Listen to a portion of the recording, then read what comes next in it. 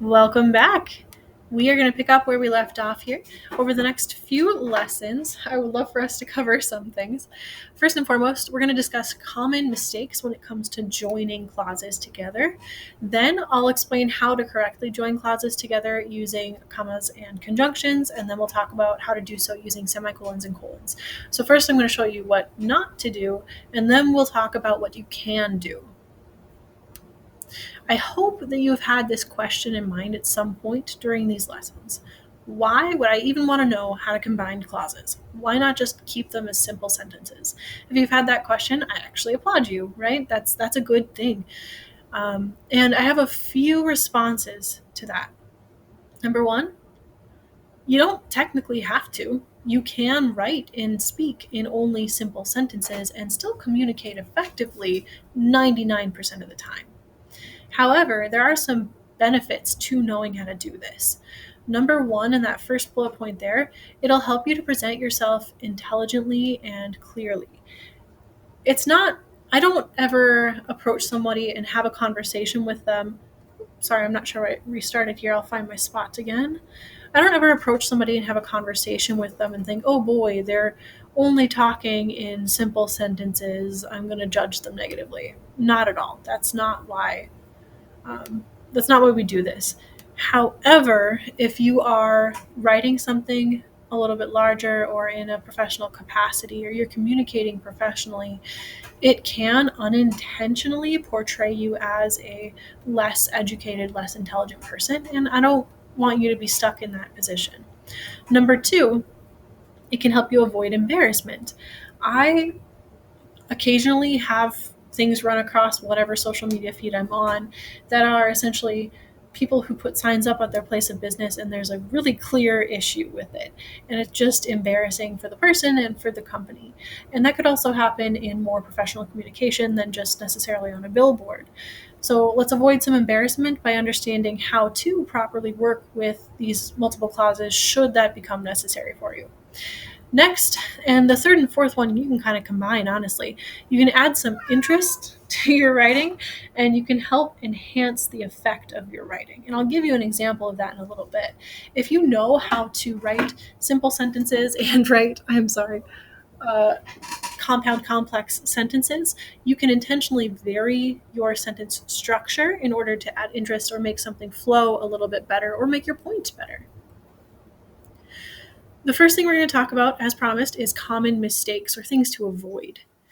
Run-on sentences are what I'm going to cover in this case. Though the name and popular opinion suggest otherwise, a run-on sentence isn't necessarily a long sentence, and not all long sentences are run-on sentences.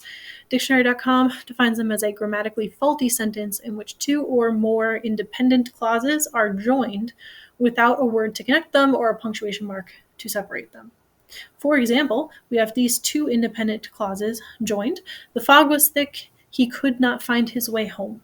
When you just throw those two together with nothing in between, that's not technically grammatically correct.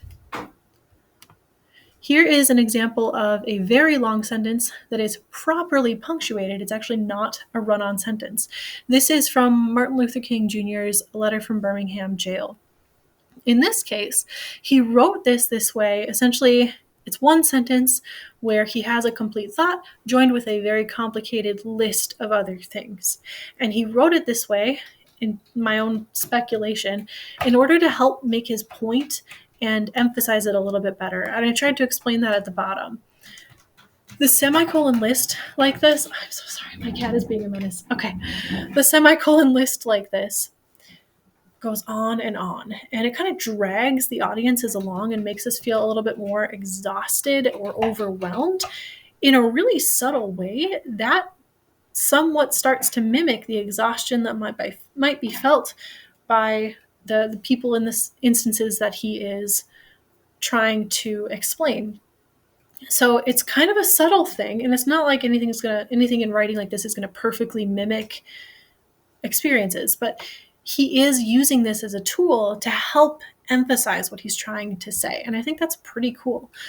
I should stipulate, or I should clarify, that I would not expect you to write like this in everything you write. Please don't. That would be excessive.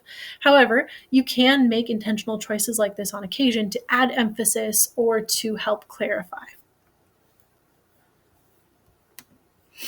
All right, there are two common kinds of run-on sentences that I would like you to avoid. The first one is a fused sentence. You've already seen this. This is where you just join two complete thoughts or two independent clauses with nothing in between. You've already seen one example, so I'll just read through this next one quickly. The old main building on the UT campus had a library, 9 lecture halls, 30 classrooms, and a grand auditorium. It was not large enough for the growing university. That drags on a bit. That's because you have two complete thoughts that are combined without being properly joined.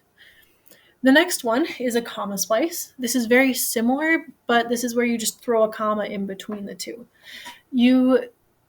I'll explain how you could correct this here in a second because I've shown you examples of that already. Here's our sentence. The UT Tower was built in the late 1930s. It has since become a distinctive part of the Austin skyline.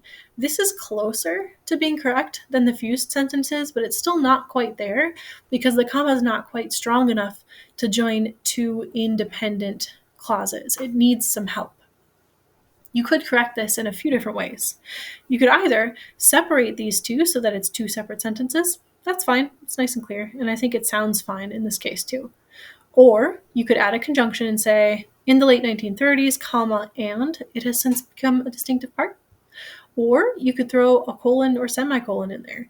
Any of those would work. Just avoid tossing two independent clauses together with nothing in between, and avoid tossing two independent clauses together with only a comma in between. The most common way that you've seen to join two clauses has been comma and conjunction so far, but we'll talk about the others here in a little bit. How do you avoid those? You can understand how to use conjunctions. You can understand how to use conjunctions paired with commas because depending on your kind of conjunction, you don't always need a comma. However, if you're joining two independent thoughts, the comma always needs to be accompanied by something. And we'll go into more depth with that. You can also understand how to use colons and you can understand how to use semicolons. And that's really what we're trying to cover in these next few lessons. All right, I'm going to pause there so that this doesn't become too long of a video. Thanks, everybody.